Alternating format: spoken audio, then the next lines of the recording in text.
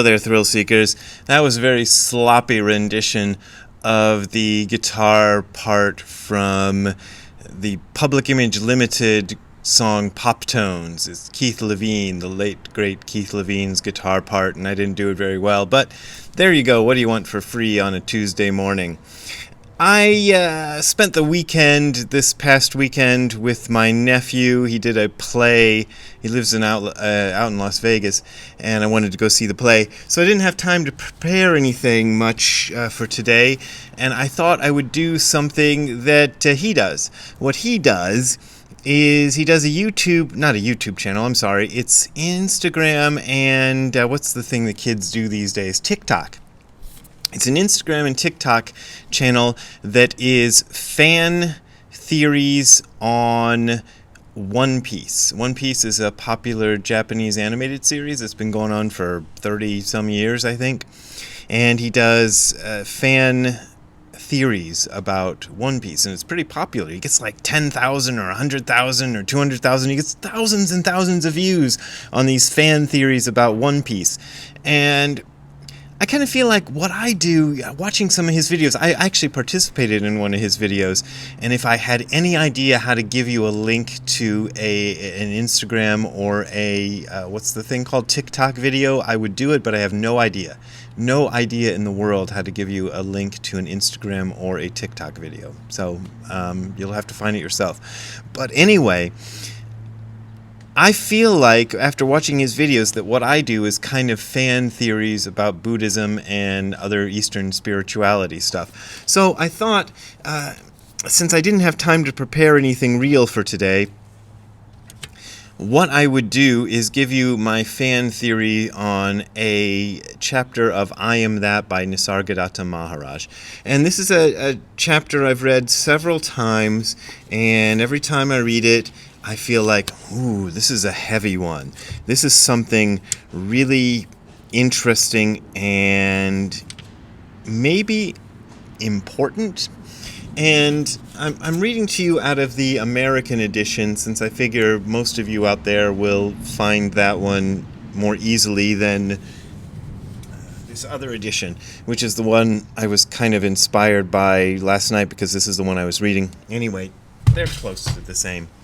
This is so this is the U.S. edition. If you're looking at the U.S. edition, it's chapter 15, and the chapter is the Jnani. Jnani it's an Indian word, and it means the person of knowledge. I guess that would be the direct translation, but the awakened one, I guess, would be one way to translate it.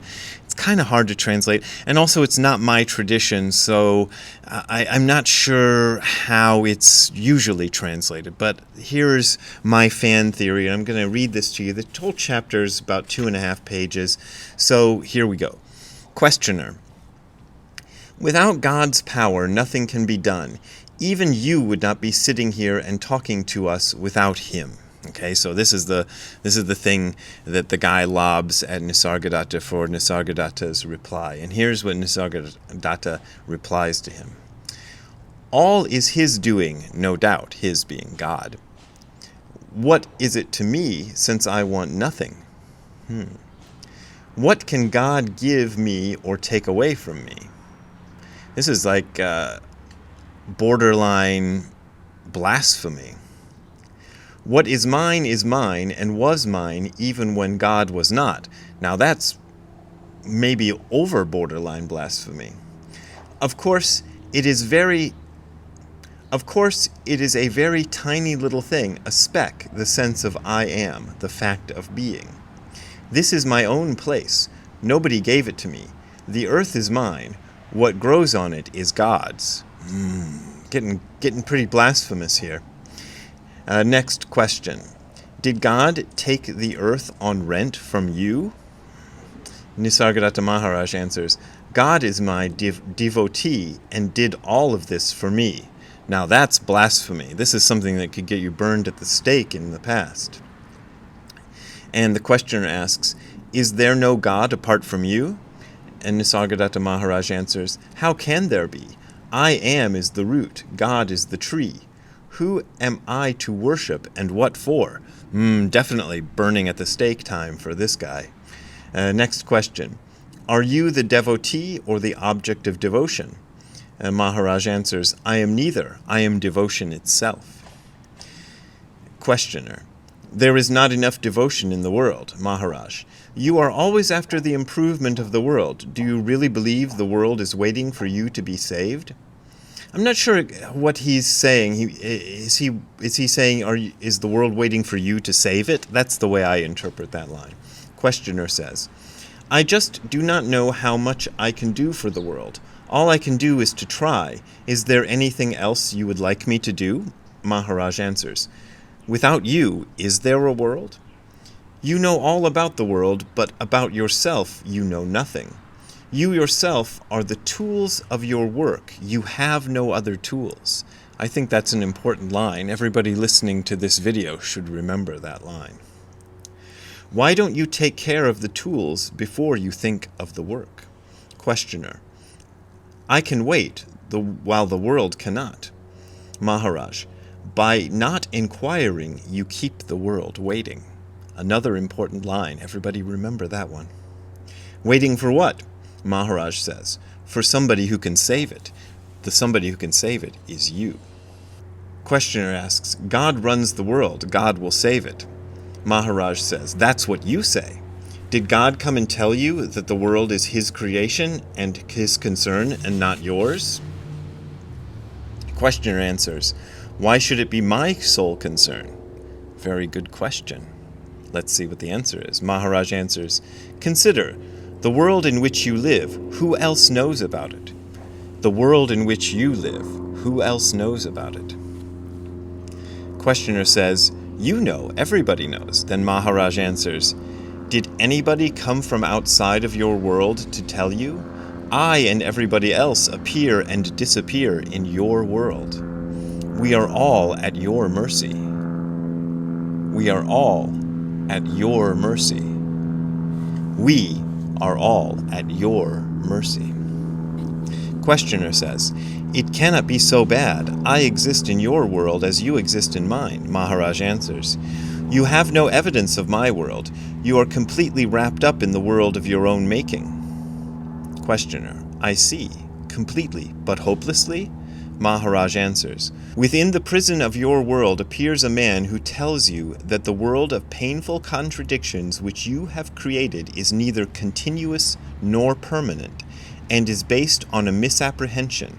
He pleads with you to get out of it by the same way which you got into it. You got into it by forgetting what you are, and you will get out of it by knowing yourself as you are. I circled that in my copy, and I really like that line. It reminds me of a movie I saw that I have been talking about from time to time. And the movie was called The Cube, and it's not the horror movie The Cube, which came out, 10 or so years ago. I'm not sure when. It's a movie that came out in the late 60s, maybe early 70s, and it was directed, maybe even written by Jim Henson of the Muppets fame, and it is on YouTube, and you can go watch the whole thing on YouTube, or you could the last time I checked, which was maybe 10 or more years ago. That's how I found out there was another movie called The Cube. And it was about a guy who lives in a cube, and people are pleading for him to get out of the cube, and the cube is the world of his own creation. And I think it's really weird that I saw that movie, and I feel like that movie was one of many things that came to tell me a partial truth about the world I was living in. Anyway, let's go on, and this book is another. Anyway, questioner asks, in what way does it affect the world? Maharaj answers, when you are free of the world, you can do something about it. When you are free of the world, you can do something about it. As long as you are a prisoner of it, as long as you are a prisoner of it, you are helpless to change it. On the contrary, whatever you do will aggravate the situation. As long as you are a prisoner of the world, whatever you do will aggravate the situation. Questioner says, righteousness will set me free. Maharaj answers, righteousness will undoubtedly make you and your world a comfortable, even happy place. But what is the use? There is no reality in it. It cannot last. Questioner says, God will help you. Maharaj answers, to help you, God must know of your existence. But you and your world are dream states. In your dream you may suffer agonies. No one knows them and no one can help you. Questioner, so all my questions, my search and study are of no use? Maharaj, these are but stirrings of a man who is tired of sleeping. They are not the causes of awakening, but its early signs. But you must not ask idle questions to which you already know the answers. You must not ask idle questions to which you already know the answers. How am I to get the true answers? The questioner asks. By asking a true question, not verbally, but by daring to live according to your lights. A man willing to die for truth will get it. Questioner asks. Another question. There is the person, there is the knower of the person, there is the witness. Are the knower and the witness the same, or are they separate states? Maharaj answers. The knower and the witness are two or one. When the knower is seen as separate from the known, the witness stands alone. When the known and the knower are seen as one, the witness becomes one with them. Questioner asks, who is the jnani? That's what we're talking about in this thing, the knower, the awakened one. The witness or the supreme? Maharaj answers, the jnani is the supreme and also the witness. He is both being and awareness. In relation to consciousness, he is awareness. In relation to the universe, he is pure being. Questioner says, and what about the person? What comes first, the person or the knower? Interesting answer comes up next. The person is a very small thing. Actually, it is a composite. It cannot be said to exist by itself. Unperceived, it is just not there. Unperceived, the person is just not there. It cannot be said to exist by itself. It is but the shadow of the mind, the sum total of memories. Pure being is reflected in the mirror of the mind as knowing. What is known takes the shape of a person based on memory and habit. It is but a shadow or a projection of the knower onto the screen of the mind. Questioner. The mirror is there, the reflection is there, but where is the sun? Maharaj, the supreme is the sun. Questioner, it must be conscious. Maharaj, it is neither conscious nor unconscious. Don't think of it in terms of consciousness or unconsciousness. It is the life which contains both and is beyond both. Questioner, life is so intelligent, how can it be unconscious? Maharaj says, you talk of the unconscious when there is a lapse in memory. In reality, there is only consciousness. All life is conscious, and all consciousness is alive. Questioner asks, even stones? Maharaj answers, even stones are conscious and alive. Questioner asks, the worry with me is that I'm prone to deny existence to what I cannot imagine. Maharaj answers, you would be wiser to deny the existence of what you can imagine. It is the imagined that is unreal. Questioner asks, is all imaginable unreal? Maharaj answers, imagination based on memories is unreal. The future is not entirely unreal. The future is not entirely unreal. I like that. Questioner asks, which part of the future is real and which is not? Maharaj answers, the unexpected and unpredictable is real. That's the end. I really like that chapter, and I've liked it ever since I read it, and I read it over and over. That's an interesting chapter because he's coming from a place that I feel like I can recognize the place where Nisargadatta Maharaj is coming from, and he's right. But it's a hard place to be situated in, and it's good to be reminded of it. Not everybody can stay in that place, and it's good to go there slowly, I think. If you try to dive into that place too fast, that's not a good idea. So I think you have to be careful with this kind of stuff. It's a little bit like dynamite, like spiritual dynamite, if we want to go that direction. I feel like kind of cheesy saying spiritual dynamite because that sounds like something one of those, one of those weird guru type guys would say. But it is a little bit. And maybe that's why that kind of thing gets labeled as blasphemy and people say it's dangerous. They might be right. It might be a little bit dangerous. It's probably dangerous in the wrong hands. And you got to be careful with this kind of teaching. So maybe there's a reason why it took me so long to find that book, I Am That. And maybe it's not for everybody to go there.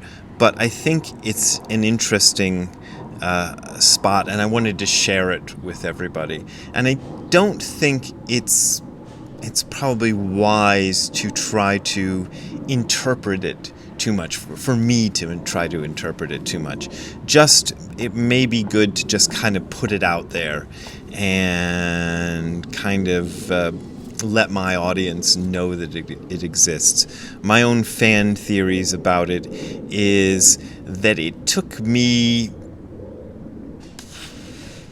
20-some years of Zen practice before I could dip my little toe in the kind of thing that he's talking about.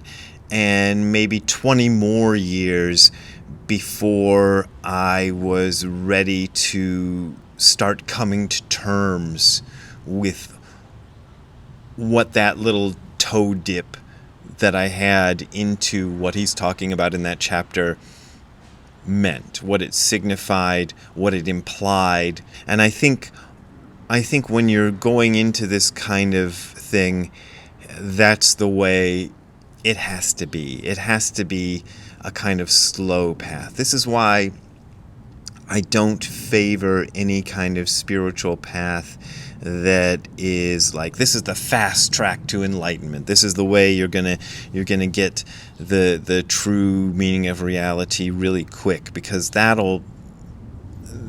usually will break the person, and it'll put you into a kind of a bad state, which doesn't end up doing anything good for you. It usually puts you back a lot of paces, from which you have to crawl back, and then you end up having to work even harder to get to where you need to be.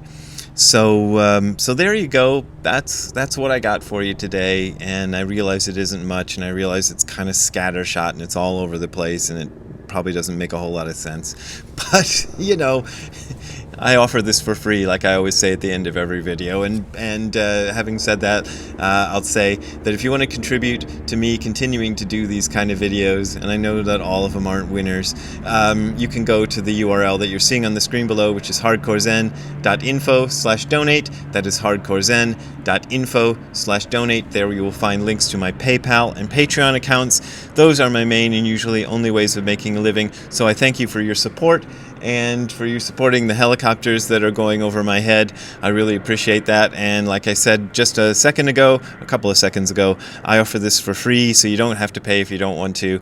But I do appreciate your support, and we'll see you next time. Have a good time all the time. See you later. Bye. Alright, Ziggy didn't want to go outside today with me to do the video, but he will stay inside begging my nephew for some of his cereal. So there's Ziggy's cameo today.